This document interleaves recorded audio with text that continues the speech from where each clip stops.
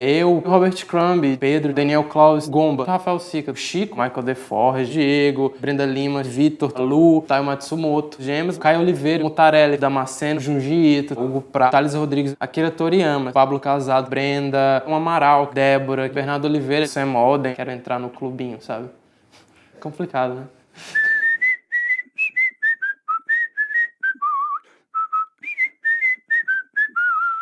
É um mistério meio onde é que eu moro, porque eu nasci em São Paulo, mas aí com 2 anos eu fui pro Maranhão, e aí eu fui criado lá, assim, e depois eu fui pra Teresina, porque eu passei pra direito pra lá. E só que eu fiz um período, assim, desisti, mudei pra História, e depois eu já tô desistindo de História, eu quero fazer quadrinhos.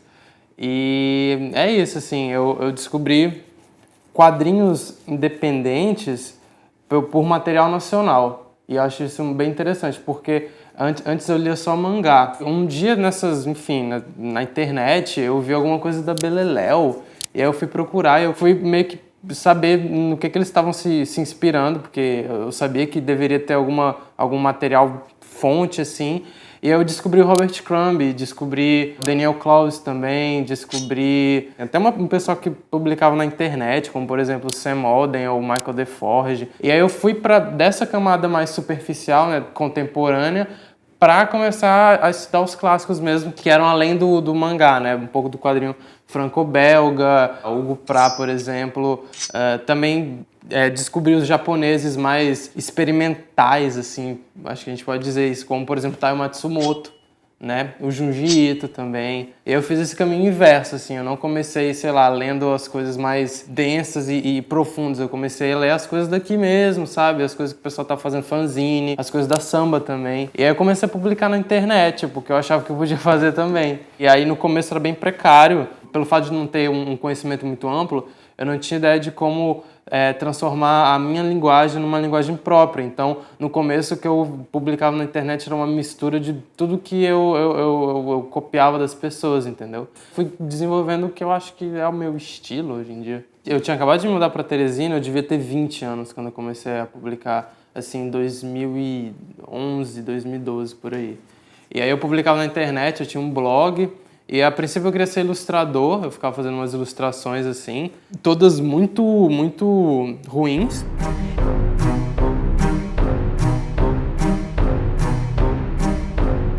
E aí eu comecei a fazer quadrinho, assim, a ideia da página era fazer... Eu acho o nome bem idiota, eu não sei o que estava com a cabeça quando eu fiz aquilo ali, mas a ideia da página era... Eu tava muito na pilha de ver Monty Python. Em algum lugar eu li, assim, tipo, Monty Python é como se fosse dadaísmo no humor, uma coisa nonsense, com aquelas colagens. E a ideia era fazer uma página que a proposta fosse fazer quadrinhos que não tivessem um sentido ou uma métrica ou alguma coisa assim. Eu tava lendo muito Rafael Sica também no tempo. Eu fiz aquilo ali, só que como eu era um principiante, meu estilo foi mudando, minha maneira de enxergar quadrinhos foi mudando. Cada novo número que eu lia de quadrinhos, cada outro artista que eu conhecia, inseria uma nova perspectiva na minha forma de ver os quadrinhos.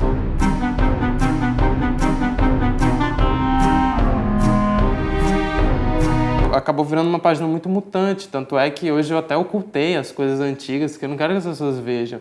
E como não dá pra mudar o nome, ficou aquilo ali. Chegou um tempo assim que a universidade entrou em greve e eu ficava 8 horas desenhando, assim, sei lá, fazia um monte de coisa. Só que eu meio que cansei disso e fui tentar fazer uma coisa de cada vez, até um pouco pesquisar mais sobre quadrinho. E aí eu fui parando de postar e quando você para de postar, a internet agora tem esse negócio de você tem que estar a cada 10 segundos postando alguma coisa para as pessoas receberem. Isso me desestimulou um pouco. E agora eu tô pensando em reformular a página, assim, fazer um Instagram, talvez, que, enfim, as pessoas seguem e recebem aquilo que você está mandando, ou fazer um Tumblr, ou um Medium também. O legal do Tumblr é que eu posso fazer, com o esquema da rolagem, fazer um quadrinho assim grande, sabe? E que não esteja limitado exatamente pelos quadros ou pela página, fazer uma coisa longa, como se fosse um rolo de papel higiênico gigante que a pessoa fosse descendo assim, sabe? E tentar entender qual é a da internet na narrativa, assim. como é que a gente deve fazer, qual formato que a gente deve utilizar, se é a rolagem, ou se essa paginação mais aberta. A gente está buscando entender o que a internet pode trazer pra gente, assim. E a gente faz um quadrinho muito apaixonado pelo que a gente está fazendo, sabe? Então, consequentemente, a gente vai refletir no quadrinho os sentimentos que a gente está tendo agora, sabe? Que são sentimentos confusos, que às vezes não chegam em lugar nenhum, mas que existem e que são relevantes por retratar o que um jovem pensa hoje em dia, sabe? No começo eu postava N coisas, assim, e elas não tinham muita coesão. E numa dessas eu fiz um quadrinho que eu acho que até perdi o arquivo já. Era um quadrinho qualquer, sobre você não se sentir bem. Enfim, o tema mais genérico possível. Aí, por algum motivo que até hoje eu não entendi, porque eu tava fazendo aquele quadrinho, na verdade, para testar um negócio de caneta que eu tava querendo aprender. Aí um monte de pessoa gostou, várias pessoas gostaram daquele quadrinho, e aquele cara, o coisa do Pânico, o não sei o que prateado, Eduardo Sterblit, ele postou no perfil pessoal dele. E aí, tipo, apareceram 1 milhão de likes na página, entendeu? Eu não sei como é que foi parar lá. Eu realmente queria falar com ele, cara, como é que você... Ele não deve nem lembrar de que ele postou isso um dia no Instagram dele. E aí vem esse público que não tem conhecimento de quadrinho. No Instagram, no Twitter e no Facebook, como é uma coisa que entende o conceito de linha do tempo, você pega um monte de informação que você não conhecia, né? E é um monte de gente, tipo, um monte de sei lá, cara, mano, titia do tricô. Aparecem esses quadrinhos pra ela e eles falam, pô, é minha cara esse, entendeu? Eles curtem e compartilham. É responsabilidade também tipo, Marvel e DC, que estão fazendo esses filmes agora, que tá todo mundo no cinema assistir, entendeu? A cultura pop, ela tá, enfim, se tornando muito pop, tá se tornando bem corriqueira, e as pessoas estão tendo um contato maior com isso, assim, todo mundo tem uma camiseta do Lanterna Verde agora. E depois da Libre,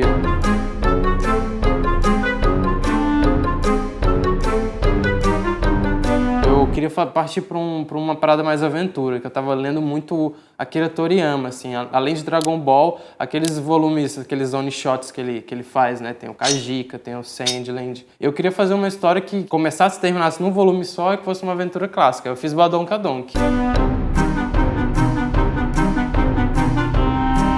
Era meio que um presente pra mim mesmo, só que daquela fase de mangá que eu vi e tal, falei assim, pô, vou fazer alguma coisa assim pra me provar que é possível. Eu lancei no FIC de 2013, eu não tinha ideia de como distribuir, não tinha ideia de como mandar isso pra imprensa nem nada. E são coisas que eu corrigi nesse meu próximo lançamento, no Espiga. Por isso que ninguém ouviu falar do Badonkadonk. Como, enfim, já tinha, sei lá, 3 anos que eu desenhava, eu pensei, não, eu quero fazer uma coisa direita agora, eu quero falar com editores, quero distribuir, quero mandar press release pro pessoal.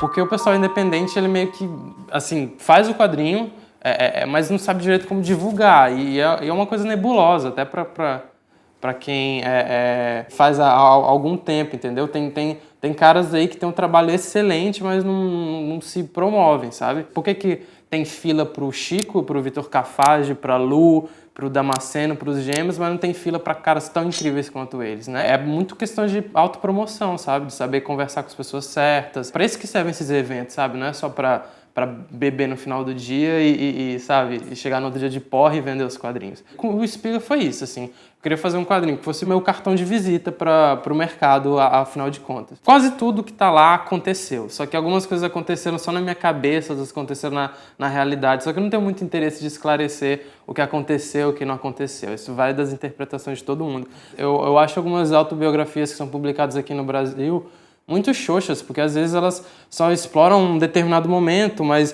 não desenvolvem a personalidade de o que está sendo retratado, ou às vezes não são sinceras, mas é muito difícil você fazer uma autobiografia no quadrinho que não soe minha vida é uma merda, eu vou beber café. Quem me falou isso foi o Gomba, né, do Bufas Danadas, e o Lipão. Que não fosse uma história falando sobre quão eu sou bunda mole em preto e branco, entendeu? Eu queria fazer uma história que ela é uma história triste e ela, enfim, carrega um peso emocional de coisas que aconteceram na minha vida e que acontecem na de todo mundo, com problemas com a família, com os pais, com relacionamentos, com trabalho, mas eu queria fazer com que isso se tornasse interessante narrativamente, então eu recortei várias coisas, mudei elas de lugar, assim, coloquei uma figura fantástica, que é esse menino do chapéu, o mago, né, que eu chamo ele assim, mas ele não tem nome.